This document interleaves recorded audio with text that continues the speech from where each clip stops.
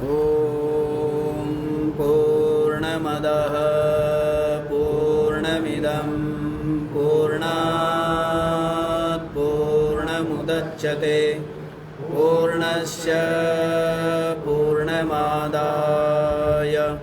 पूर्णमेवावशिष्यते। ॐ शान्तिः शान्तिः। ॐ सहना भवतु सहनौ भुनक्तु सह वीर्यं करवावहै तेजस्विनावधीतमस्तु मा विद्विषावहै।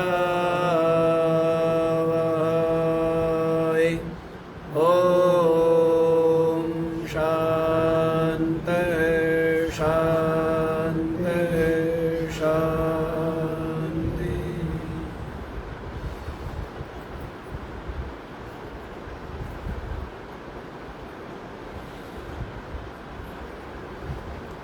हाँ जी, कुछ सुन रहे हो हैं या समाधि लगा रहे हो? कह जी हमने तो समाधि लगाई अज्ञान की निद्रा में और मोहों की नींद में हम सोए हुए हैं और हम जगना चाहते नहीं। जो जगना चाहे उसको क्या देरी, जगना चाहे तो जग जाए हैं। और जगना यूँ चाहते हैं कि जी दवाई जो है वो गुरुजी खा ले या पिताजी खा ले और ठीक हम हो।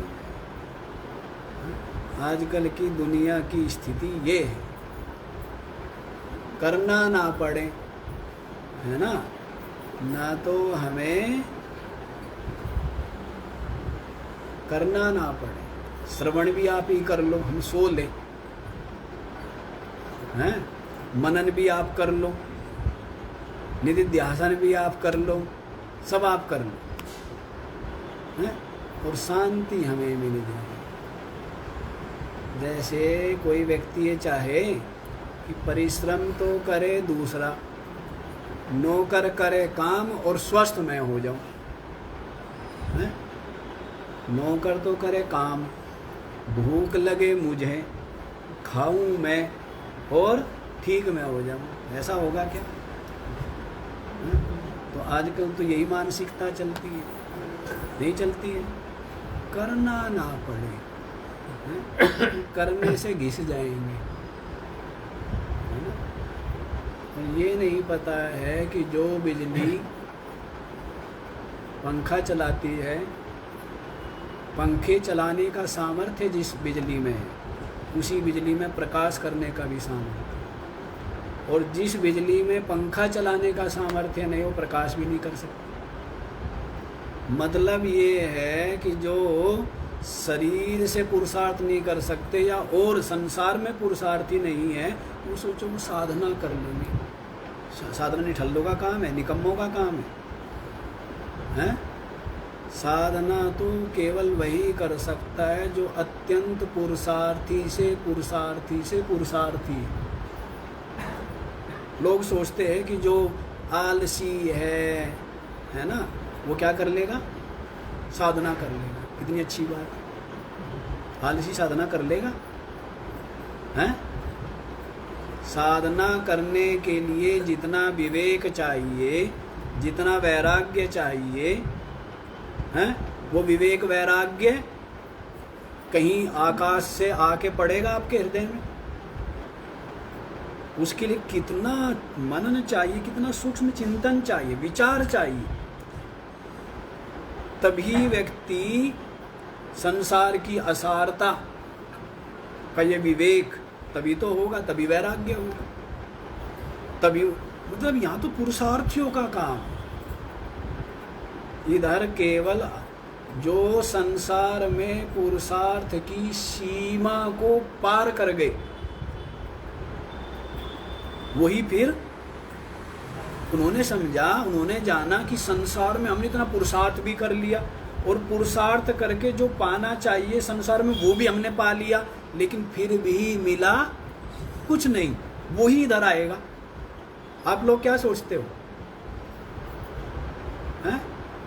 संसार में अत्यंत पुरुषार्थ करके और संसार में सब कुछ प्राप्त करके और फिर भी जिसने जाना है कि इनके द्वारा मुझे शांति नहीं मिली, ये सब के सब सदा रहने वाले नहीं हैं, नाशवान है, वही अध्यात्म के मार्ग की ओर बढ़ता है। लोग क्या समझते हैं? हैं? कि अध्यात्म तो सबसे सरल है, कुछ करना ही नहीं पड़ता है। इधर तो फुर्सत ही नहीं है। जो विचारवान है उसको फुर्सत है क्या? उसको तो फुर्सत ही नहीं है। और दुनिया को क्या है? फुर्सत ही फुर्सत है। अभी नचिकेता को यमराज जी ने सब कुछ प्रदान करने को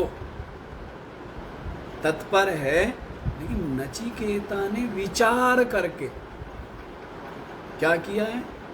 उनको लेने से मना कर दिया।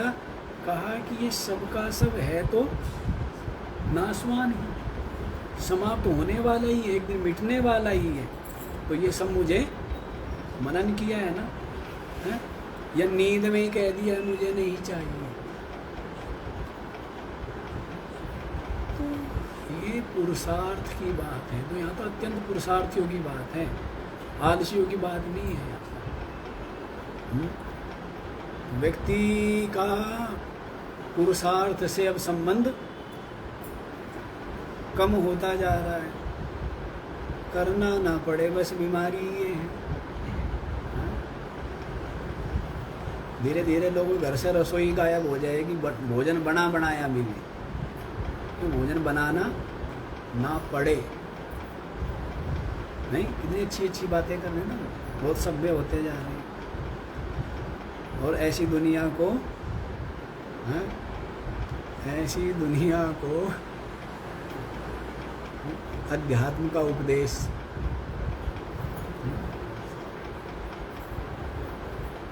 ऐसे लोग अध्यात्म का उपदेश क्या ग्रहण करें?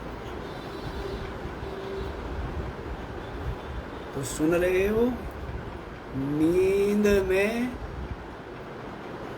केवल मैं नहीं कह रहा हूँ, गीता में तो यही कहा है, या निशा सर्वभूतानां तस्याम जागृति संयमी।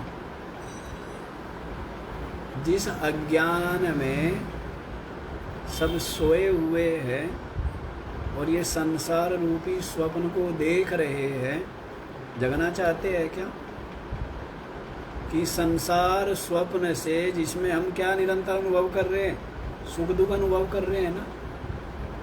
सपना देखा नहीं देखा ये बताओ? देखते हो ना। तो स्वप्न से जगने का मन होता है या स्वप्न चलता रहे ये मन होता है? ये बताओ। ये नहीं, हाँ ये बात है कि हमारा स्वप्न यदि मीठा स्वप्न हो तो वो क्या है, और कड़वा हो तो उससे तो जग ही जाता है आदमी, नहीं जग जाता है। स्वप्न चलता ही तभी तक है जब तक मीठा मीठा होता है, और जहाँ ठोकर लगी वहीं क्या होती है? नींद टूट जाती, नहीं टूट जाती? बताओ। स्वप्न में जब कोई बड़ी समस्या आए, विपत्ति आए, पहाड़ से गिर गए आप, स्वप्न देख रहे थे, टहल रहे थे बगीचे में, है ना, बड़ा आनंद ले रहे थे, और अचानक पैर फिसला और पहाड़ी से, तो फिर भी सपना चलता रहता है? तो स्वप्न जब तक मीठा लगता है, स्वप्न में जब तक रस आ रहा है, स्वाद आ रहा है, तब तक स्वप्न चलता रहता है। और जब स्वप्न में कुछ ऐसी समस्या आती है, कोई संकट आता है, तुरंत स्वप्न टूट जाता है, जग जाता है। तो वैसा ये संसार स्वप्न है और ये चल रहा है और इसमें रस आ रहा है, स्वाद आ रहा है, आनंद आ रहा है, तब तक चलता रहेगा। और जिसको क्या लग गई, ये संसार स्वप्न संकटपूर्ण, समस्याओं से भरा हुआ, दुख से परिपूर्ण, ये अनुभव में आ जाए तो फिर वो क्या कहेगा, किसी तरह इस जगत स्वप्न से, इस अज्ञान निद्रा से मैं जग जाऊं, हैं?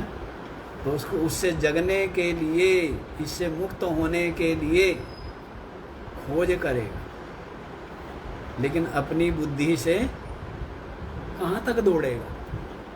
तो फिर क्या करता है, फिर किसी ब्रह्मज्ञानी तत्ववेत्ता, हैं, जिनको वेद वेदांग का संपूर्ण रूप से ज्ञान है, ऐसे किसी महापुरुष के सानिध्य में जाता है कि महाराज दुखी हो गया हूँ, और इन दुखों से, इन बंधनों से कैसे मुझे मुक्ति।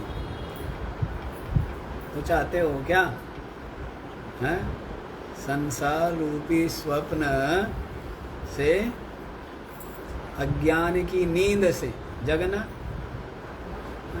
क्या नहीं महाराज, हम तो ये चाहते कि मीठा मीठा मीठा मीठा सपना कुछ ऐसा कर दो कि मीठा मीठा, हैं, मीठा मीठा बना लेते हैं। कैसे बनाते हैं, हैं? ये जो भगवान की भक्ति करना है, ये क्या, ये मीठा सपना लीला है ना। ये संसार क्या है, खट्टा मीठा सपना। संसार क्या क्या है, खट्टा मीठा सपना। स्वर्ग क्या है, मीठा सपना। स्वर्ग क्या है। और ऐसे ही जो ये परलोक है, वैकुंठ लोक और ये आदि हैं, ये जितने भी सतलोक और क्या क्या है, ये भी क्या, ये भी मीठे सपने हैं। तो सपने अच्छे लगते नहीं लगते हैं। यहाँ बड़ा गड़बड़ काम है। यहाँ क्या कर रहे हैं, यहाँ सपनों से जगा रहे। क्या चाहिए बताओ,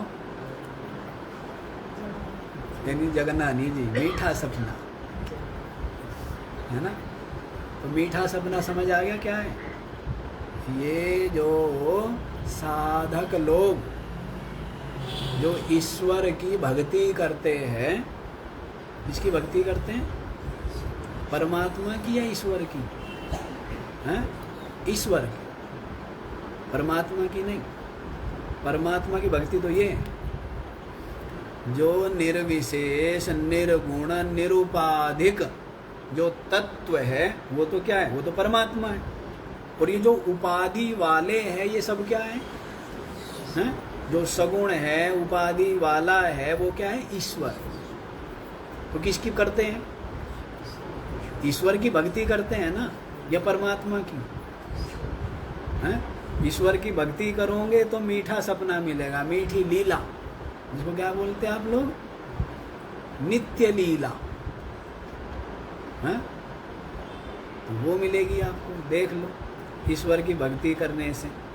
और परमात्मा का स्वरूप जानना चाहोगे तो परमात्मा को आत्म रूप से अनुभव करोगे, तो फिर क्या होगा, इस संसार सपने से, वो मीठा सपना नहीं है, वो क्या है, वास्तविकता है और आनंद घन रूप होना, परमानंद। तो उतना तो साहस है नहीं, उतना साहस है सामान्य संसारी की तो बात ही छोड़ दो। जो साधक भी है तो वो भी सब क्या चाहते हैं कि हमें क्या मिले, परलोक मिले ना, भगवान का लोक मिले, यही चाहते हैं। तो भगवान का लोक आपको बता दिया कि भगवान की, ईश्वर की भक्ति करने से क्या मिलेगा, हैं? भगवान का लोक वो भी क्या है? सपना ही है, वो भी संसार ही है, बस मीठा है। संसार खट्टा मीठा, वो क्या है? मीठा मीठा, इतना भेद है। और ये जो आत्मज्ञान है, ये जो परमात्मा अनुभूति है, ये क्या है? खट्टा मीठा दोनों से परे। वहाँ पर क्या है? मीठा सपना तो जरूर है, ईश्वर की भक्ति, लेकिन वहाँ पर एक तो सीमा है, दूसरा वहाँ पर ईश्वर की प्रसन्नता पर निर्भर करता है, तो गुलामी भी है, बंधन भी है। समझ आ रही है बात? जो ईश्वर के लोक में आनंद तो बहुत है, पर ईश्वर आगे तो क्या हो? उठ के बैठो हैं? ईश्वर आगे तो फिर तो वहां पर क्या है?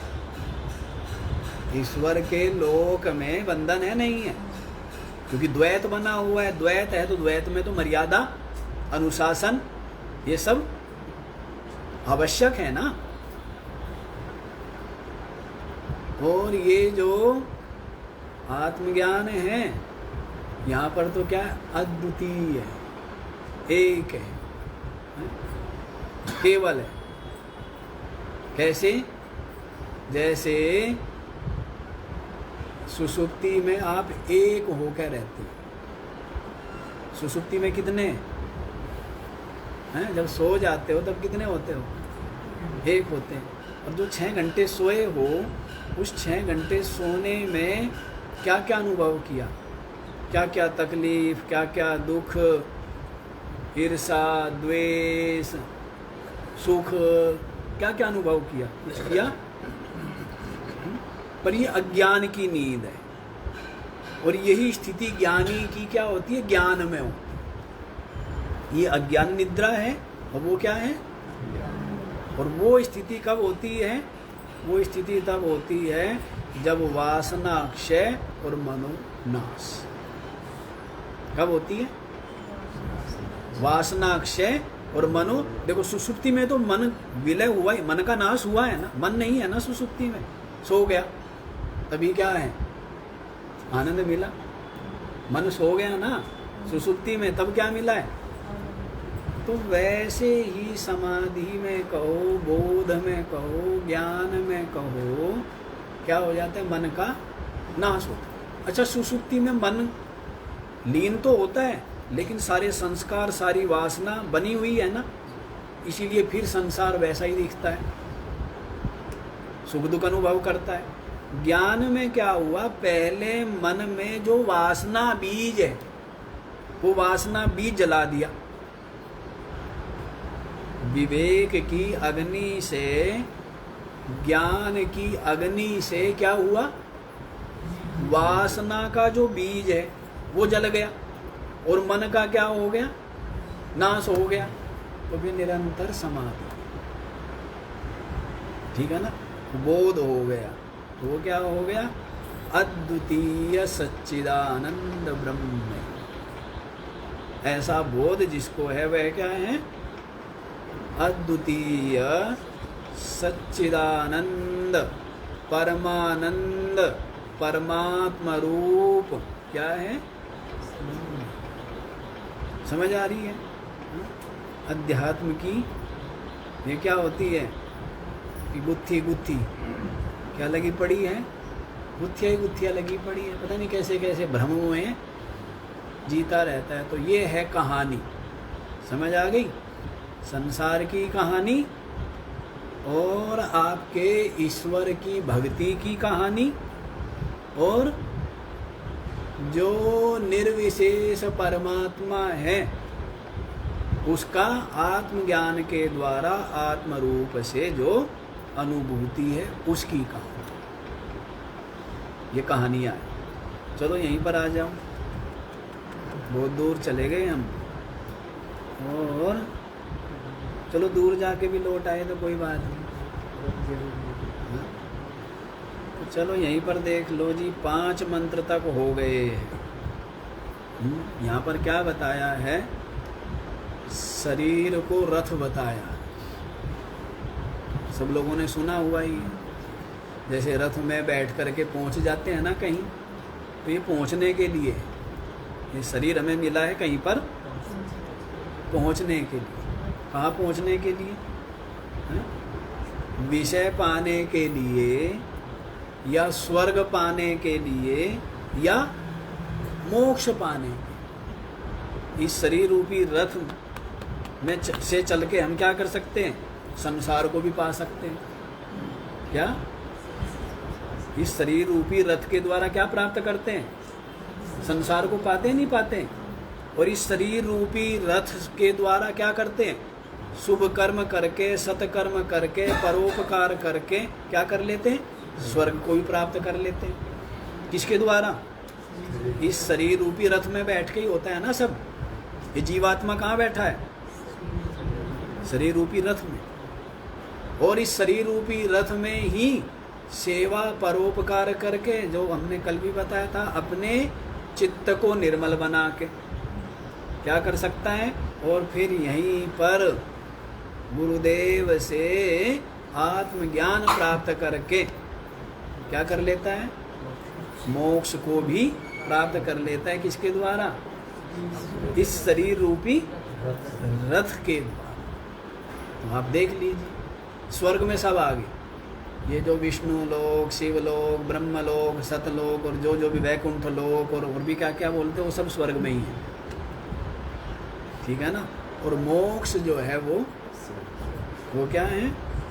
वो तो निर्विशेष है, व्यापक रूप है। वहाँ पर ना देश है, ना काल है, ना लोक है, ना परलोक।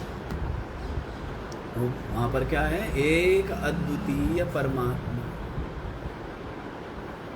तो इस तरह से ये शरीर रूपी रथ बताया, और इसका जो मालिक है वो कौन है? जीवात्मा है।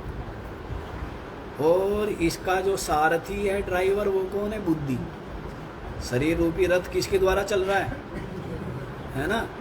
और इसमें मन रूपी लगाम है, और इंद्रिया रूपी घोड़े, इंद्रिया रूपी घोड़े, मन रूपी लगाम, बुद्धि रूपी सारथी, शरीर रूपी रथ। और इसमें बैठा हुआ है कौन? इस शरीर का मालिक जीवात्मा है ना। चलता कहाँ पर है जी ये? तो बता दिए विषय। ये जो शब्द, स्पर्श, रूप, रस, गंध, ये क्या है? इंद्रियों के चलने के रास्ते हैं। और शरीर, इंद्रिया, मन, इनके सहित ये जीवात्मा क्या कहलाता है? भोगता। क्या कहलाता है? शरीर, इंद्रिया और मन, तीन चीज होगी ना। एक तो ये शरीर हो गया, एक इसमें ये क्या हो गई? इंद्रिया हो गई, और एक इसमें मन। इन तीनों के साथ में जो जुड़ा हुआ है जीवात्मा, वो क्या कहलाता है? भोगता। तो आप क्या बन जाते हो? भोगता बन जाते हो, है ना। शुरू में क्या बताया था कि इस शरीर में बुद्धि रूपी गुफा में दो प्रवेश किए हुए। कहाँ प्रवेश किए हुए? शरीर में बुद्धि रूपी गुफा में दो प्रवेश किए हुए, एक जीवात्मा और एक, दोनों के दोनों कहाँ हैं? हृदय में। कहाँ है? जीवात्मा, देखो परमात्मा कहाँ मिलेगा? परमात्मा हृदय में ही मिलेगा। परमात्मा कहाँ मिलेगा? हृदय में ही मिलेगा। सब कुछ हृदय में ही है। ईश्वर भी हृदय में है। वो बात अलग है कि ईश्वर आपकी भावना से क्या हो सकता है? वो बाहर भी प्रकट हो सकता है, लेकिन है कहाँ? परमात्मा कहाँ है? हृदय में, जीवों के हृदय में। तो ये हुआ कि जीवात्मा जो कर्ता भोक्ता बना हुआ है वो जीवात्मा है, और जो कर्ता भोक्ता नहीं है, केवल क्या है? प्रकाशता है। केवल क्या है? जो केवल प्रकाशता है, ज्ञान रूप है, चिद रूप है, साक्षी मात्र है, वो क्या है? परमात्मा। समझ आ रही है बात? तो दोनों कहाँ हैं? इस बुद्धि रूपी गुफा है ना, गुफा, गुफा में बैठे हुए हैं, जीवात्मा और परमात्मा। ठीक है, तो ये जीवात्मा की कहानी तो आपने सुनी ली ना, शरीर रूपी रथ, इंद्रिया रूपी घोड़े, मन रूपी बुद्धि रूपी सारथी और विषय रूपी रास्ते, इन पर ये जीवात्मा का रथ आगे बढ़ रहा है ना। और आगे बढ़ते बढ़ते संसार को पा लिया। क्या हुआ? लेकिन संसार में देखा सुख नहीं है, फिर रथ को आगे बढ़ाया। क्या किया? रथ को फिर आगे बढ़ाया, फिर पहुंच गए स्वर्ग। कहाँ पहुंच गए? लेकिन ये जाना कि स्वर्ग भी नाशवान है। क्या जाना? श्री कृष्ण कह रहे आ ब्रह्म भुवनान लोका पुनरावर्तिन अर्जुना। अर्जुन ब्रह्मलोक तक भी जा करके, ब्रह्मलोक में क्या आ गया? विष्णु और शिवलोक भी आ गया। वहां पर पहुंच करके भी लौटना कौन कह रहे हैं? श्री कृष्ण कह रहे हैं कि ब्रह्मलोक, विष्णु लोक, शिव आदि लोक जाकर के भी लौटना पड़ता है। तो ये समझ में आ गया कि हमने जो रथ बढ़ाया, शरीर रूपी रथ, इसके द्वारा हमने बड़े बड़े यज्ञ किए, बड़े बड़े परोपकार किए, कुएं खुदवाए, तालाब खुदवाए, औषधालय बनवाए हैं, ये भी किए। और साथ साथ बहुत ईश्वर की भक्ति की, पूरी तरह से अपना मन उसमें डुबो दिया। तो उससे हमें क्या प्राप्त हुआ? वैकुंठ लोक प्राप्त हुआ। क्या प्राप्त हुआ? वैकुंठ आदि लोक प्राप्त हुए। लेकिन जाना कि ये भी क्या है? एक दिन नाशवान मिटने वाले। तो फिर रथ को फिर आगे बढ़ाओ। क्या किया? फिर रथ को आगे बढ़ाया और कहाँ ले गए? किसी संत के पास ले गए रथ को। इस शरीर रूपी रथ को कहाँ ले आए फिर? हैं? जहाँ पर हमें परमात्मा का यथार्थ ज्ञान प्राप्त हो। रथ को बढ़ाया ना आगे। हैं? पहले तो संसार के कर्म व्यवहार में लगे रहे, फिर यज्ञ यागादि सेवा परोपकार हैं और उन चीज़ों में लगे रहे, और साधनाओं में लगे रहे, उपासनाओं में लगे रहे हैं। लेकिन जाना, श्री कृष्ण स्वयं गीता जी में कह रहे हैं ना एक जगह और भी, अंतवत्तु फलम तेषां तद भवत्यल्पमेधसाम्। क्या बोला है? देवान देव यजो यान्ति मद भक्ता यान्ति माम। भाई जितने भी कर्म है, उपासनाएं हैं, भक्ति है, इन सब का फल समाप्त होने वाला है। कौन कह रहे हैं? श्री कृष्ण कह रहे हैं। अनेकों प्रकार के यज्ञ बताए वहां पर गीता जी में। और क्या बताया कि इन सब का जो फल है, कर्म और उपासनाओं का, वो फल क्या है?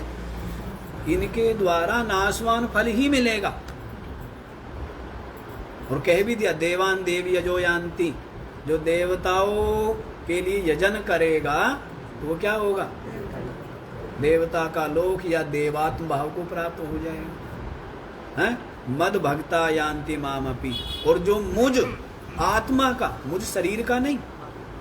श्री कृष्ण क्या कह रहे हैं? श्री कृष्ण से पूछा आप कौन हो? तो श्री कृष्ण कहते हैं मैं शरीर थोड़ा हूँ, सारी दुनिया मेरे को शरीर मानती है। बार बार कितने बार बोला है श्लोक? अव्यक्तम। क्या बोला है? व्यक्तिमापन्नम मन्यन्ते माम अबुद्धाया। अभी किन मूर्खों को कौन बताए दुनिया को? क्या कह रहे? स्वयं श्री कृष्ण कह रहे हो मैं कोई शरीर नहीं हूं, हाथ पैर वाला, मोर मुकुट लगाए हुए हैं और वीणा हाथ में लिए हुए, या चार भुजाओं वाला, शंख चक्र गदा पदम हाथ लिए, वो मैं नहीं हूं। मैं नहीं कह रहा हूं, श्री कृष्ण कह रहे हैं अहम अव्यक्तम। अव्यक्त हूं मैं निराकार हूं, मैं व्यापक हूं। व्यक्तिमापन्नम, लेकिन मुझे एक व्यक्ति मानते। कौन मानते? मन्यन्ते माम अबुद्धया, जिनमें बुद्धि नहीं है, अकल नहीं है, मूर्ख लोग हैं। मूर्ख लोग मुझ व्यापक चेतन को क्या मानते हैं? एक व्यक्ति मानते हैं। परम भाव मजानंता, वास्तव में मेरे परम भाव को नहीं जानते हो। मम भूत महेश्वरम, मैं तो संपूर्ण भूतों के हृदय में अंतर्यामी रूप से बैठा हूँ। कहाँ बैठे? संपूर्ण भूतों के हृदय में जो अंतर्यामी, जो मैंने अभी बताया, परमात्मा, सभी भूतों के हृदय में परमात्मा रूप से बैठा। इस बात को तो जानते नहीं, तो इसलिए क्या करते? खाली मेरे को हाथ पैर वाला, मोर मुकुट और वीणा हाथ में लिए हुए मुझे केवल एक शरीर मात्र समझते। इतना सा हूँ क्या मैं? हाथ पैर वाला, शरीर वाला ही हूँ क्या मैं? अरे मैं तो तत्व हूँ जो व्यापक है, जिसमें सब कुछ है, जो सब में है और जिसमें सब कुछ है, और जो बस केवल वही है। क्या है? सब में वह है, सब कुछ उसमें है, और देखा है तो वास्तव में जैसे सारी लहरों में क्या है? जल है, और सारी लहरें है किसमें? जल में ही है ना। और वास्तव में क्या है? जल ही जल है। वास्तव में क्या है? तो संसार के कण कण में जो है, संसार जिसमें है, और वास्तव में संसार वंसार कुछ है ही नहीं, बस वही जो है, वो तो तत्व है ना। क्या है वो? तत्व। तो रथ की बात यह है कि शरीर रूपी रथ को बढ़ाया, तो लोक को पाया, सुख नहीं मिला। विवेकी की बात है, विवेकी चलेगा ना। संसारी तो वही, बच्चे तो खिलौने में ही रह जाएंगे। जो विवेकी है वो कहेगा संसार तो पा लिया, पद भी पाया है, धन भी पाया, प्रसिद्धि भी पाई, सब कुछ तो पा लिया, लेकिन फिर भी चैन शांति। रथ को आगे बढ़ाओ। फिर क्या किए? फिर कर्म किए, उपासनाएं की, है ना, विविध प्रकार के यज्ञ किए, अनेक अनुष्ठान किए, तो उनके द्वारा प्राप्त होने वाला फल भी पता लगा कि इनके द्वारा क्या फल प्राप्त होगा? उत्तम लोक प्राप्त हो। लेकिन वे उत्तम लोक भी स्थायी नहीं है, वे भी सीमा है। एक न एक दिन महाप्रलय में वो भी क्या हो जाएंगे? फिर वापस फिर लौटो, फिर वही जन्म, फिर वही मरण, फिर वही जीव बन करके फिर कष्ट भोग। तो इसलिए फिर रथ को आगे बढ़ाया। अब रथ को कहाँ ले गए? रथ को ले गए सत्संग में। कहाँ ले गए? कौन से सत्संग में? है? जो आत्मज्ञान का, तत्व ज्ञान का सत्संग है, वहाँ ले गए। समझ आ रही बात? पहले कर्म कांड में ले गए रथ, फिर वहाँ से कहाँ ले गए? उपासनाओं में ले गए रथ को, वो किया, और फिर कहाँ ले गए कि ये भी सब अनित्य ही प्राप्त होगा, ज्ञान में ले गए, सत्संग में ले गए। तो वहाँ पर तो क्या है? सत्संग में हृदय में ही जो अद्वितीय सच्चिदानंद नित्य मुक्त जो ब्रह्म है, उसका आत्म रूप से क्या हो गया? बूंद समुद्र में मिल गई। अब क्या हो गई? भाग दौड़ आना जाना सब मिट गया। बूंद कहाँ मिल गई?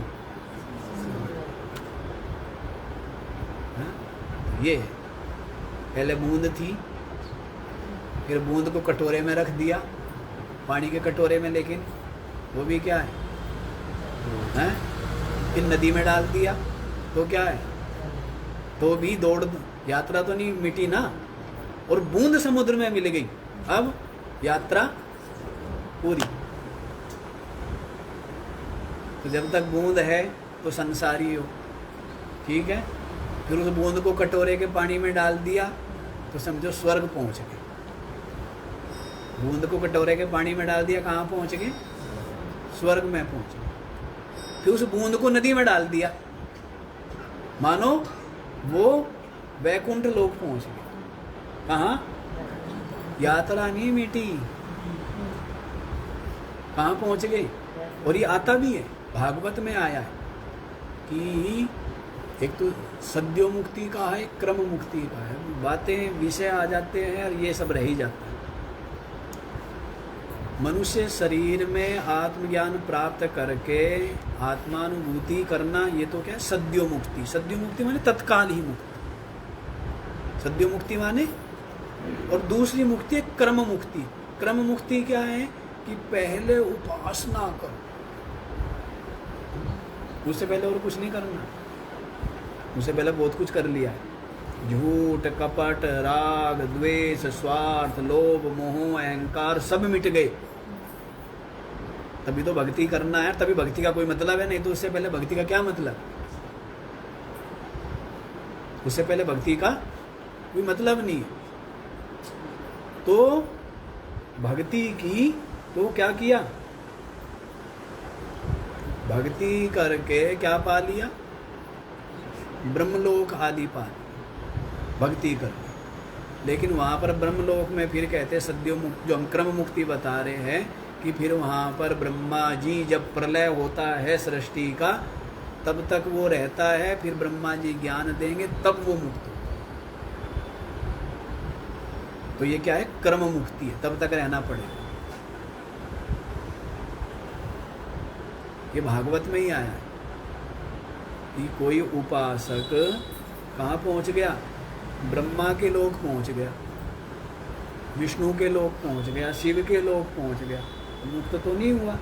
तो वहाँ पर जब सृष्टि का महाप्रलय होना है, तब ब्रह्मा जी उनको क्या करेंगे, ज्ञान देंगे, आत्मा का ज्ञान। और तब वो आत्मा को, परमात्मा को, ब्रह्म को आत्म रूप से अनुभव करके तब मुक्त। ये क्रम मुक्ति है, ठीक है ना।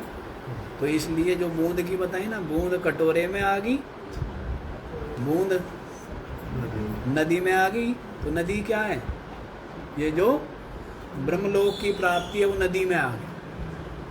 लेकिन यात्रा अभी चल रही है। बूंद नदी बन गई, नदी में डाल दी तो बूंद क्या हो गई। तो ईश्वर की भक्ति करने से जीव क्या हो गया, ईश्वर में मिल गया। लेकिन अभी भी यात्रा पूरी नहीं हुई है।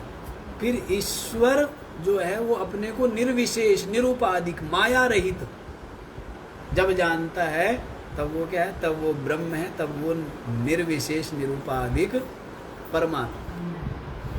तब यात्रा क्या हो गई, इस तरह की। चलो ज़्यादा वो करने के चक्कर में ना हम सोच रहे थे कि दूध पी लो, दूध नहीं पचे महाराज, ले तो दही खा ले। यदि दही भी नहीं हजम होवे तो ले भाई क्या पी ले, लस्सी पी ले। कि वो भी नहीं तो उसमें पानी डाल डाल डाल डाल डाल डाल क्या बना दिया, कह दी हाँ ये पी लेंगे, तो हमें पानी डालना पड़ता है। हाँ, इतना पानी डाल डाल के, और फिर भी बस कहे जी ना हमें तो वही पीना है, आम रस है, संसार रस, विषय रस। क्या पीना है, कौन सा पीना है, सत्संग रस पीना है या क्या पीना है। कि हमारा धन रस मिलता है क्या कहीं है, क्या चाहिए हमें, हम तो धन रस दो, पद रस दो, प्रसिद्धि रस दो, ये दो हमें। हमें जो है ये नहीं चाहिए, सत्संग रस नहीं चाहिए, ज्ञान रस नहीं चाहिए। कौन सा रस चाहिए, तो सारे के सारे जो है सत्संग रस कह रहे हैं। अभी थोड़ी सी लग रही है प्यास, नहीं तो बाकी समय, ज़्यादा समय तो क्या चाहिए, संसार रस चाहिए ना। नहीं, बात करने में, खाने में, अच्छे कपड़े पहनने में, वस्त्र में, आभूषण में, प्रशंसा में, उनमें ज़्यादा आनंद आता है नहीं आता, किस में ज़्यादा आनंद आता है ये बताओ हैं। तो संसार की चीज़ों में रस आता है ना। हाँ, और सत्संग के महाराज जी 10 बज गए, सारे के सारे मेरे को याद दिलाते कि 10 बज गई, नहीं दिलाते हाँ, तुम्हें पता लग जाता है ये सबकी दृष्टि कहाँ है। कह जी बहुत, बस ज़्यादा नहीं चाहिए। चलो यहीं पर देखो, ज़्यादा वो बनाने के चक्कर में ना कि भाई बिल्कुल ही फिर मिलाओ पानी, फिर मिलाओ, फिर मिलाओ, तो भी नहीं उतरता, तो भी वही रस पीना है। तो फिर क्या बता दिया था जी, समझ आ गया शरीर रूपी रथ की बात। बताओ, शरीर रूपी रथ है, आगे बोलो। इंद्रिया रूपी घोड़े हैं, नहीं गड़बड़ ना करो, घोड़े के लगाम होती वहां से शुरू कर लो। हाँ, इंद्रिया रूपी घोड़े हैं, फिर मन रूपी लगाम है, फिर और वो लगाम किसके हाथ में है? बुद्धि रूपी सारथी है। चलाता कहाँ पर है? विषय रूपी रास्ते पर। क्या किसको चलाता है? किसको? कौन चलाता है? सारथी। सारथी कौन है? है ना। और बैठा हुआ कौन है? मालिक कौन है? जीवात्मा। जीवात्मा क्या है इसका? मालिक है, भोगता। जीवात्मा को मिला है ना शरीर, परमात्मा को शरीर नहीं मिला है। प्रवेश दोनों किए हुए, दोनों बैठे हुए हृदय में, लेकिन ये शरीर मिला किसको है? परमात्मा को नहीं। परमात्मा तो व्यापक सत्ता है, परमात्मा तो एक है, अद्वितीय है, सच्चिदानंद, नित्य मुक्त है। वो तो केवल साक्षी रूप से सब जगह विराजमान है ना। मिलेगा लेकिन कहाँ? पहले हृदय में मिलेगा और फिर सब जगह वही मिलेगा, सब जगह वही दिखेगा। लेकिन पहले कहाँ दिखेगा? पहले मिलेगा कहाँ? स्वरूप कैसे? परमात्मा का स्वरूप है, जो ये अपने आप को कर्ता भोक्ता मानता है, सुखी दुखी मानता है, ज्ञानी अज्ञानी मानता है, वो जीवात्मा। जो अभिमानी है, मैं शरीर हूँ, वो जीवात्मा। मैं देखता हूँ, मैं सुनता हूँ, मैं बोलता हूँ, मैं चलता हूँ, मैं खाता हूँ, वो जीवात्मा। मैं मेरा, ठीक है। और जो अहमता ममता रहित है वो परमात्मा है ना, जिसमें अहमता ममता मतलब भेद इतना है तो मैं उसमें भी, लेकिन यहाँ पर मैं किसको लेकर के है? उपाधियों को लेकर के, परिचिन्न को लेकर के, विशेष बन करके। वो निर्विशेष है, बस है। जैसे बताया ना, गंगोत्री, गंगा जी गंगोत्री में भी है और वही गंगा कानपुर में भी है। अंतर कितना है? क्या अंतर है बताओ? वो गंगा नहीं है जो गंगोत्री में है, और जो कानपुर में है वो भी, बस भेद इतना है। तो ये जो गंगा है उसमें क्या मिल गए? नाले मिल गए, गंदगी मिल गई, है तो गंगा ही वो भी। वैसे ही ये जो परमात्मा है ना, परमात्मा तो क्या निर्मल, लेकिन वो फिर कानपुर पहुंच गई ना, वो नीचे उतरते उतरते तो यही जो मैं है मलिन हो गई। मैं ही आत्मा है, मैं ही ब्रह्म है, लेकिन वो मैं निर्मल है। लेकिन उस मैं में क्या जुड़ गया? जो नीचे उतरती गई, शरीर जुड़ गया, इंद्रिया जुड़ गई, प्राण मन बुद्धि जुड़ गए, अपना पराया जुड़ गया। तो ये सब जुड़ते गया, वो मैं क्या होगी? मैली हो गई। वो मैं क्या हो गई? है तो वो भी परमात्मा ही। प्रकाश सारा किसका है? शरीर में, इंद्रियों में, प्राण में, मन बुद्धि में, इस संसार में प्रकाश किसका है? सब परमात्मा का ही तो है। प्रकाश किसका है? हैं? सब परमात्मा के प्रकाश से ही प्रकाश है। प्रकाश का मतलब चांदना मत समझ लेना। समस्या ये है ना, अभी अमन सोचता है कि एक दिन सत्संग सुन के मैं सारा समझ जाऊंगा। भाई तो 12 साल सुन के भी नहीं समझ में आएगा, सारी प्रक्रिया समझनी पड़ती। तो प्रकाश का मतलब ये प्रकाश से नहीं है। प्रकाश का मतलब होता है ज्ञान, प्रकाश का मतलब होता है अनुभूति। प्रकाश का मतलब चांदना नहीं कि भाई चांदना। कई बार बताया ना, लोग सोचते हैं कि भाई ज्योति है, तो जैसे दीपक की ज्योति होती है वैसी अपनी आत्मा को समझते हैं, और आत्मा यूँ कंस के शरीर से निकली और श्री कृष्ण के शरीर में घुस गई, ऐसा सोचते हैं ना। लेकिन ऐसे थोड़ा है। तो ज्योति का मतलब ज्ञान है, प्रकाश है, और प्रकाश का मतलब ज्ञान माने चेतन। यूं नहीं कि भाई ज्योति है इसलिए लोग ज्योति देखते हैं। एकाग्र करने के लिए मन को ठीक है भले, पर ज्योति का मतलब यूं मत समझ लेना कि परमात्मा ज्योति है, इस तरह। चलो जी यहीं पर आओ। अब यहाँ पर आगे बता दिया था 5वें मंत्र में कि विज्ञान जिसका सारथी, देखो सारथी के ऊपर ये सब कुछ है ना, सारथी के ऊपर निर्भर है कि यदि सही मार्ग पर चलेगा, घोड़े नियंत्रित होंगे तो लक्ष्य पर पहुंच जाएगा, नहीं तो गड्ढे में गिर जाएगा। सारथी, और सारथी कौन है? बुद्धि रूपी सारथी। कौन है सारथी? और बुद्धि का मतलब जिसमें विवेक है, ज्ञान है। बुद्धि का मतलब क्या है? वो कहाँ मिलेगा? सुनार की दुकान पर या जोहरी की दुकान पर, हैं? क्या नहीं महाराज जी, वो तो कपड़ों के जो ये रंग बिरंगे वो होते हैं ना कपड़े, और यूँ टेढ़े मेढ़े उसमें चित्र निकले रहते हैं, वो तो शोरूम में मिलती है। जहाँ कपड़े मिलते हैं तो वहाँ पर क्या मिलती है? बुद्धि मिलती है। ऐसा बुद्धि कहाँ मिलती है?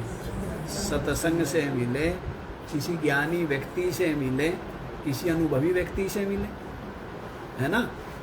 कहीं से तो बुद्धि मिलेगी, या कहीं दुकान में मिलेगी, जोहरी के पास मिलेगी, हैं? तो बुद्धि तो सत्संग से मिलेगी।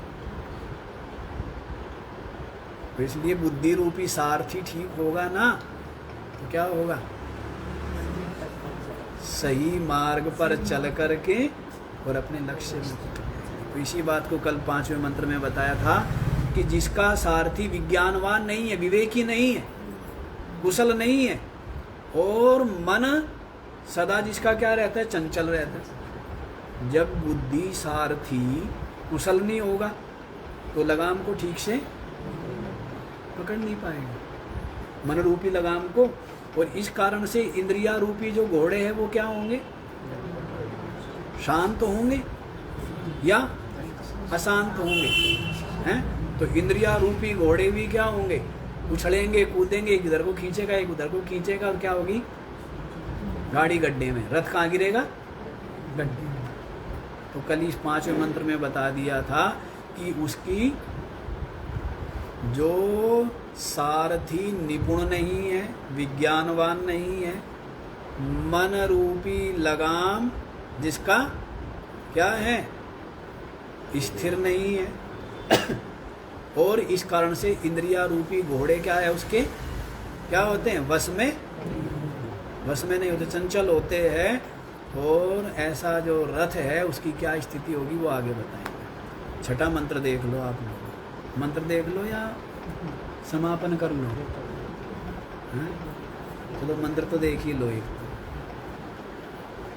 यस्तु विज्ञानवान भवति युक्तेन मनसा सदा तस्येन्द्रियाणि वश्यानि सदस्वा इव सारथे।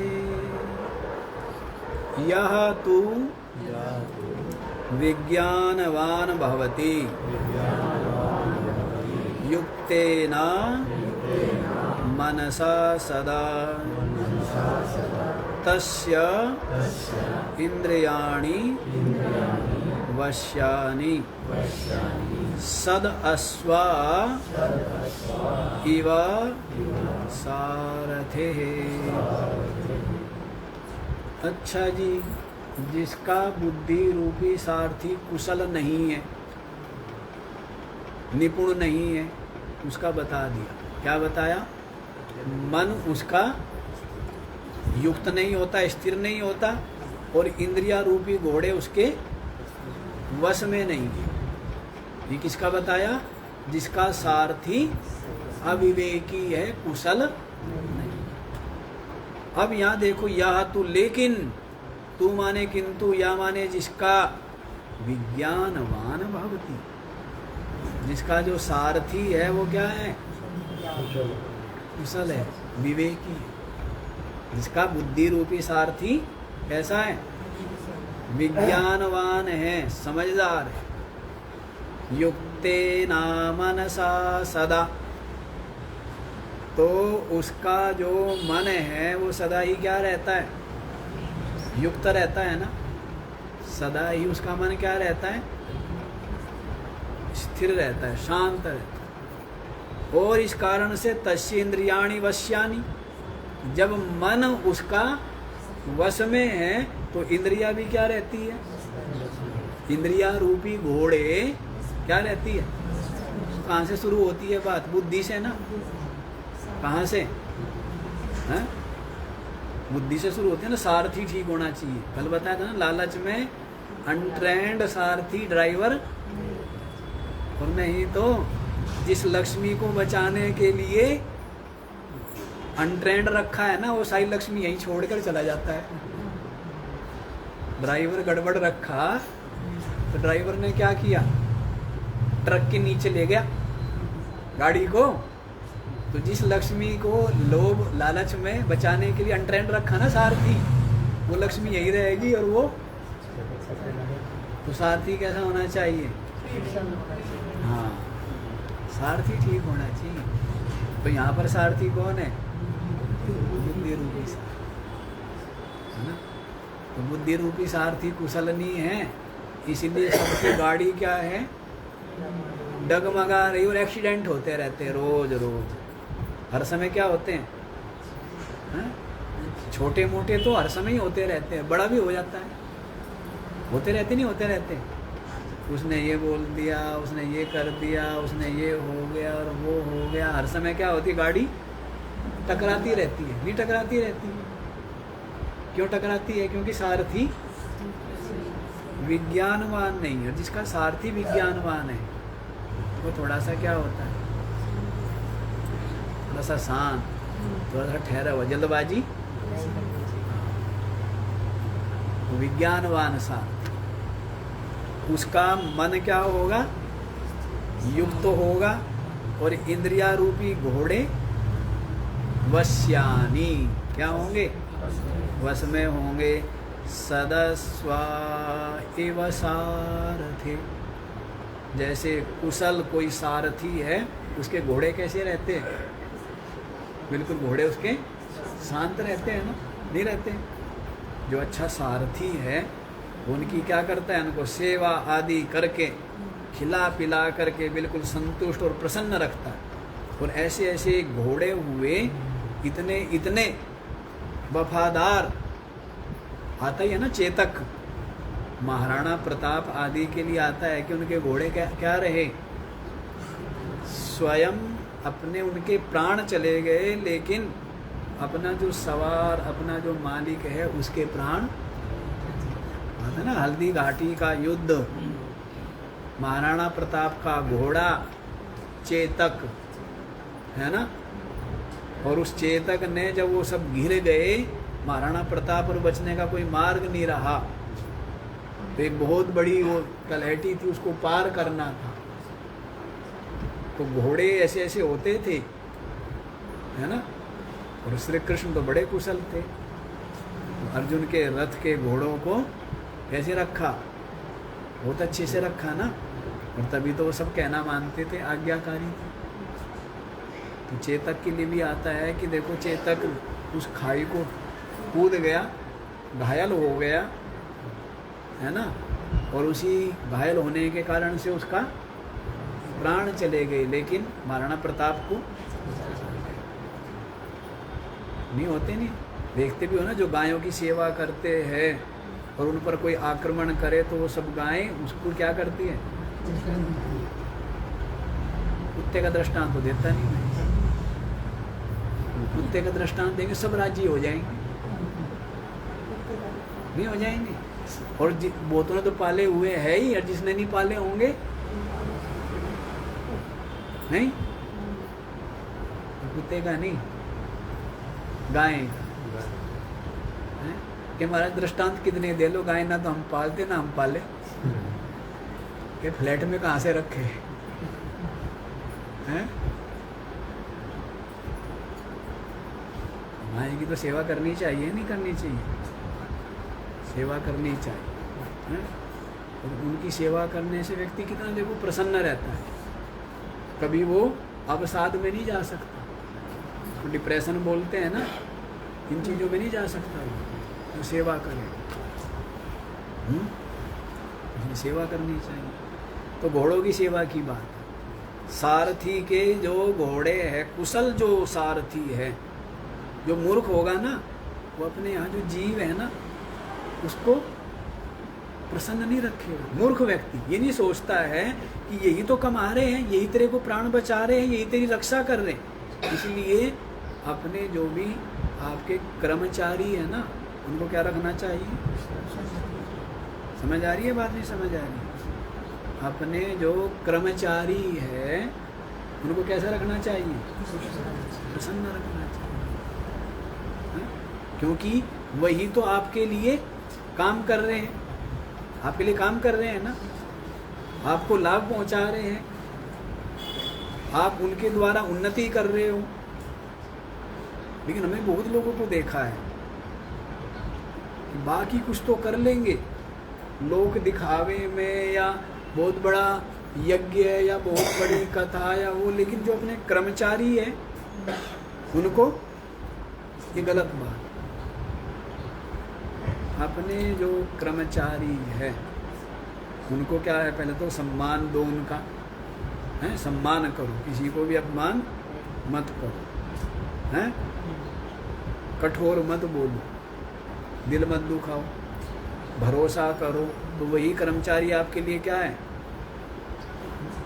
फिर आप कहेंगे महाराज आजकल ज़माना ऐसा है कि हम उनके साथ चालाकी नहीं करते तो वे हमारे साथ चालाकी करके भाग जाते हैं। उसकी वो जाने,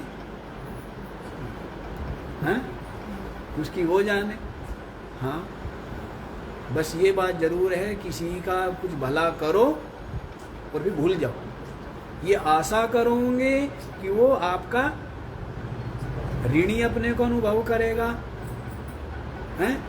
ये आशा कुछ भी करोगे तो फिर दुख पाओगे। आशा किसी से कर लो, चाहे बच्चों से करो, चाहे किसी और कर्मचारियों से करो, जो आशा करेगा उसको क्या मिलेगा? आशा नहीं करनी, कम कर लो भले किसी के लिए, लेकिन आप क्या करते हो? करते तो इतना कुछ हो, बच्चों के लिए प्राण लगा देते हो, और फिर वे बच्चे आपकी आशा पूरी, फिर आपको क्या होता है? फिर वे उड़ जाते हैं। वे क्या होते हैं? उड़ जाते कि बुड्ढे बुड्ढी के पास क्या रखा है, विदेश चलो, हैं? और आप आशा करते हो और फिर दुखी होते हो ना। आशा नहीं करनी, और आशा करनी क्यों? इसलिए करनी है कि महाराज हमारा बेटा हमारे पैर दबाए, हमारी जो बहू है हमारे बुढ़िया सोचेगी पैर दबाए, ऐसी नौबत ही ना आए कभी। स्वावलंबी रहो, ऐसे आत्मनिर्भर रहो, क्यों पैर दबवाए? हैं?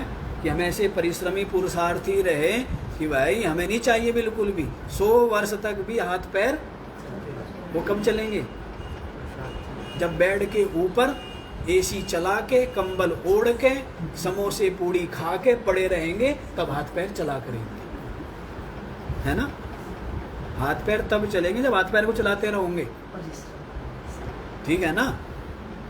कब चलेंगे? कैसे चलेंगे? अब कपड़े धो दिए मशीन ने, चटनी बना दी मिक्सी ने, तेरे हाथ पैर चलेंगे?